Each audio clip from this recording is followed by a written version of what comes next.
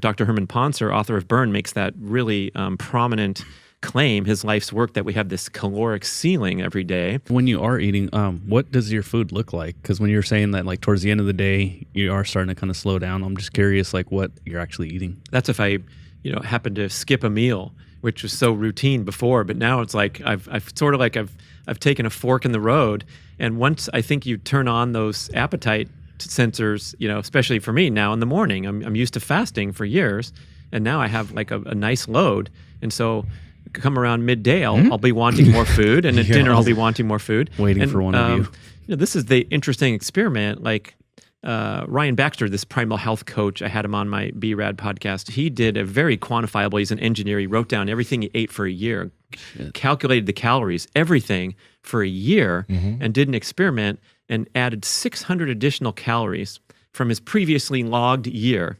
So he went 600 calories up of always nutritious food. So again, that argument back to eliminating processed foods, we can all agree upon that. And so he's adding nutritious calories to his diet. And a year later, he weighed the same body composition. And I'm 3 months into it. I still have the same body composition despite eating a ton more calories. I didn't add it up to say it's this many, but let's say it's 600 a day. Where's that energy going? So arguably, it would be I'm more active, I'm tapping my toes more, I'm thinking harder, I'm thinking more clearly, I'm recovering faster from my workouts, all those positive things. I'm not getting fat from adding nutritious calories to the diet.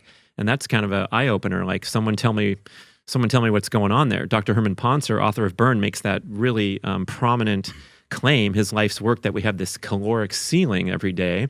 And he studied the Hadza in Tanzania, and he studied relatively inactive modern citizens from around the world. There's tons of data on calorie burning, and the argument with this constrained model of energy expenditure is that we bump up against this ceiling every day, and we make an assortment of compensations. If we did a bunch of calorie burning during our workout, we have to borrow from reproduction, repair, and growth. Reproduction, repair, growth, and locomotion are a zero-sum game. So locomotion is everything you're doing to prep for your contest, so you are turning down the reproduction dial and the other ones. And we don't want to ever do that, arguably, because we're pursuing health span and all these great things.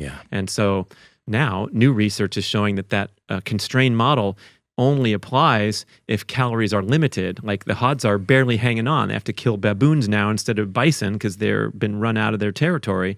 So if there's a caloric abundance model, we can work out more, eat more, and be more active. So it's like this eat more, move more premise to where you're going to have more muscle mass. Rob Wolf said it straight up, one-liner to me. He said, if you want to live longer, lift more weights and eat more protein.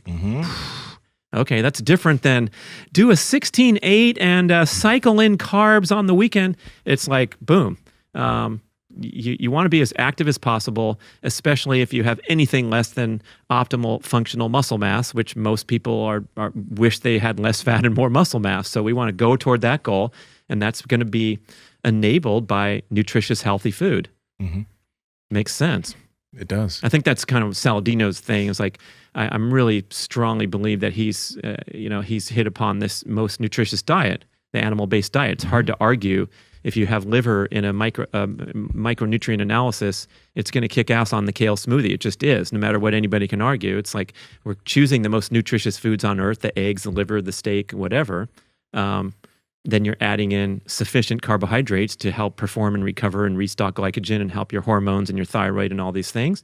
It's very easy and nutritious to digest. You don't have those problems with plant toxins or interfering with your internal energy manufacturing. So you're getting a maximum amount of nutritious calories. Seems like a win. Project family, how's it going? Now, we love these fucking legendary tasty pastries, and you already know how good they are, but I want a hot tip for you. I want to give you a hot tip. Number one, hot heat. When you eat these things, 20 grams of protein, 5 grams of net carbs, put it in the microwave for 15 seconds. All right, we talked about how it can fit any single diet because it's high protein, very low carb. But if you put it in the microwave for 15 seconds, my fucking God, it will melt in your mouth. I highly suggest you could do this with any flavor, but if you can get your hands on the hot fudge sundae, Oh, baby, Andrew, you're the one who put me on this shit, man. Yes, seriously, you guys have to try this, but please do not microwave it for more than 15 seconds because the inside turns nuclear. But to me, this tastes like an old school chocolate donut. For some reason, when you microwave it, it completely changes the flavor and it changes it for the better. But you guys got to head over to eatlegendary.com and at checkout, enter promo code PowerProject to save 20% off your entire order. Again, that's at eatlegendary.com. Links to them down in the description as well as the podcast show notes. Let's get back to this podcast. Yeah, eat enough that it supports your training and allows your training to be as hard as you want to make it, but don't eat so much that it makes you fat. Dr. Tommy Wood, the most sensible guy out there. I hold him in the highest regard. Very smart guy, leader in the ancestral health scene. He says he tells his active clients, eat as much nutritious food as you can until you gain a pound of fat, and then you dial it back a little, and that's where you're at optimal. Yeah. And so that doesn't give you a pass to have donuts and Chuck E. Cheese because you're going to gain a pound of fat easily because you're going to screw yourself up. But if you're going for the meat and the fruit and the omelets and all that, it's like sky's the limit. You're going to feel full anyway. I'm kind of, even on a big bowl of fruit, there's so much water content. Like you feel fantastic. You're not like angling around for a Pop-Tart, you know? Some of the studies that they've done where people have eaten like enormous amounts of fruit, the only thing that they've seen is just that people have bigger poop rather than like them gaining a bunch of weight. So fruit is really interesting.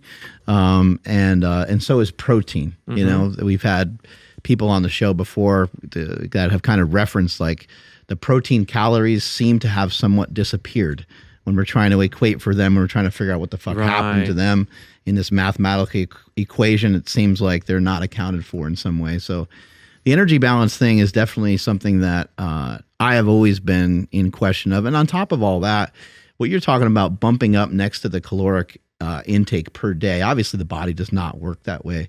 It doesn't work on a daily basis like that. When you eat something like liver, you may have some of the stuff that's in liver, some of the vitamins and some of the other shit that we're not even aware of. You could have that stored in your body for days and sometimes even longer. I think like vitamin A, vitamin D, vitamin K, like some of these fat soluble vitamins can stay in your system for a pretty long time. So your body doesn't just work on these daily basis. And when you go to do something and you go to expend energy in a given day, that's not registering for that day necessarily. The body has like a long, in my opinion, has a long lag time. Sure. You know, like when does your body like recognize how sore it is from a particular workout? Yeah, it's like 3 days later.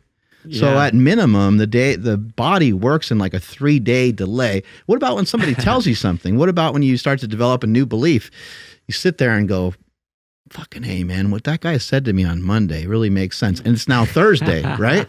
It really starts to sit with you more. Mine's 2 days, Mark. Yeah. 2 day, 48 hour. Well, you got a quick turnover over there. Yeah. But yeah, the body just is it's very complicated on like what it's trying to do and when it's trying to do it. It's hard to really pin down exactly how many calories we burn versus how many we're taking in and so forth.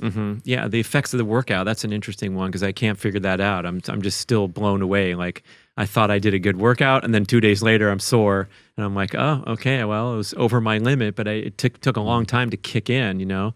There's a huge delay there. I think the stress hormones flowing through your bloodstream and all that, then you kind of have to allow yourself to bottom out once in a while and see that. That's why I was saying. And that's only what we can feel.